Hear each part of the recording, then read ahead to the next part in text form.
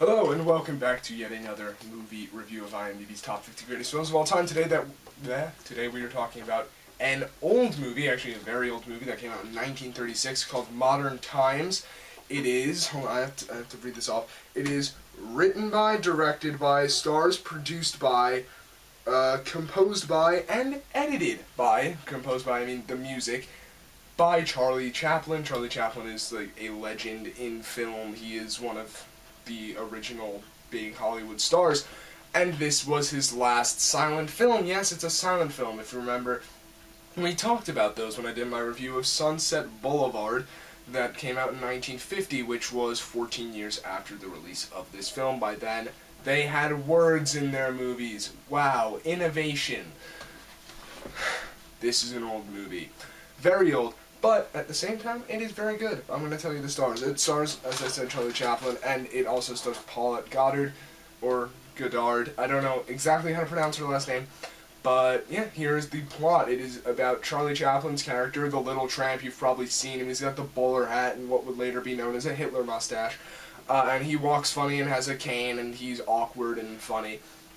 And surprisingly still funny today, but it stars him, and he works in a factory where there are machines. It's about kind of the takeover of machines over human labor. Human labor is being replaced by machine labor is basically the main theme, or one of the main themes throughout the film, and he works in this factory, and it's basically about his life. It's a short film, it's only about 80 minutes long, but I was surprised at how much I enjoyed it. Seriously, don't be afraid to watch this film just because it's silent. There is music. There's music playing throughout the entire film. And that's one of the things I said, because I watched this with my parents, and they said, wow, it's really surprising that he also composed all of the music to this film. And I said, well, that's basically the writing.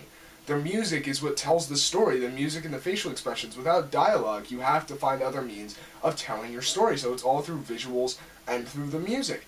And since he directed it and wrote it, he also composed it, which is basically a huge part of the writing process in a silent film.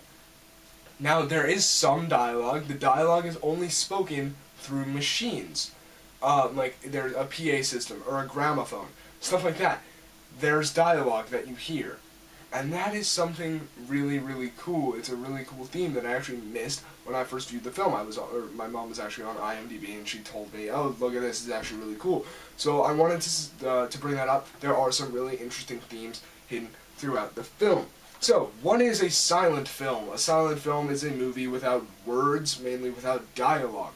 You do get the occasional text card to deliver key pieces of dialogue.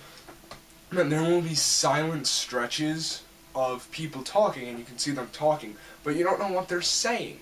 But you still kind of get what they're saying, if that makes sense. It's weird at first, but you do get used to it, and it is really, really enjoyable to watch. And the music changes throughout the scene to illustrate the mood of what these people are saying, and it's really, really, really cool to see that this is how movies were made way back in the day. I wonder if, 70 years from now, people will look back and talk about movies that came out in this day and age. I think that would be really interesting. There'll be some huge film innovation in the future, and they'll be like, oh, remember when they did this back in 2015? How silly were they? That would actually be really cool to know. So, this movie basically tells its story without words, and there are other silent films that I will be reviewing throughout this series. But it's really, really fascinating to see how they tell stories without a single line of dialogue from the characters. But you do develop emotional attachments to these characters. You watch them, and you feel for them. You get their story, and you see where they're coming from. It is really, really, really cool to see. And then the main ways that they tell the story are through their facial expressions, mainly their eyes. There's a lot of exaggerated makeup around the eyes. Again, going back to Sunset Boulevard, where she's talking about how she doesn't need, Norma Desmond is talking about how she doesn't need dialogue to act and how to tell her story, but she just needs her eyes. She can tell an entire story with the expression on her face, and that is very, very well illustrated in Modern Times. That is how the story is told. Another way it is told is, again, through the music, the different themes in the music and the changing mood and tempo of the music goes with the scene and the theme, the mood of the scene that you're watching. And again, music plays throughout the entire film. I don't think that there's a single silent moment in the silent film, and that is due to the music. And yes, there are text cards. They are used very sparingly to just deliver key pieces of information that you need to move the plot along. But surprisingly, they don't interrupt the flow of the movie. In fact, you're like, okay, that's what's going on. Thank you. Good job. Get back to the movie.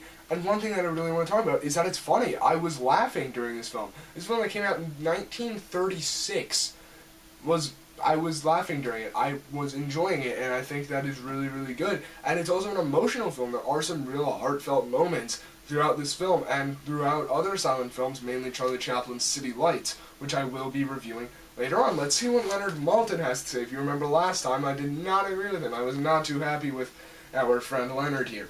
Alright, let's see. Modern Times came out in 1936. We know that. He gives it 4 out of 4 stars. Not surprising because it's old. Some film critics will just do that. They're like, it's an old movie, it's a great movie. Yeah, that's just a thing I've noticed. So, Charlie attacks the machine age in inimitable fashion. With sharp pokes at other social ills and the struggle of modern-day survival, Goddard is the gamine who becomes his partner in life. Chaplin's last silent film, with his own music including smile, sound effects, and gibberish song, is consistently hilarious and unforgettable. Final Shot is among Chaplin's most famous and poignant. One of Goddard's sisters early on is young Gloria DeHaven, daughter of Chaplin's assistant director. The final shot of the film, I will not spoil it for you, but I actually completely agree with what he said. It's a really good shot, and I was actually kind of like, wow, this is really good and emotional. By the time the film ended, I was like, whoa. So yeah, please check out Modern Times. Give a silent film a try. There are a bunch that are supposed to be great. Charlie Chaplin and Fritz Lang are mainly the two silent film directors that you hear about most often.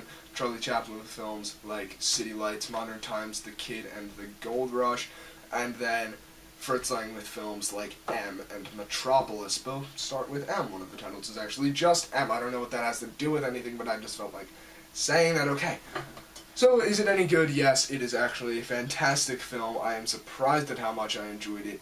Please go check out Modern Times, and is it deserving of its placement? Absolutely. I think that it is really, really important that you give these old films recognition, mainly for their effect and their impact on the medium, and also just because they're entertaining pieces of work. Please go check out this film. If you're looking for a silent film, this is the first silent film that I watched, and I watched another one later on that week. I enjoyed it so much. And because I had to, I'm really happy that I decided to do this list because it has exposed me to so many different ways of filming and telling stories through film, and I think that is really good, and I'm really thankful that I'm watching these movies.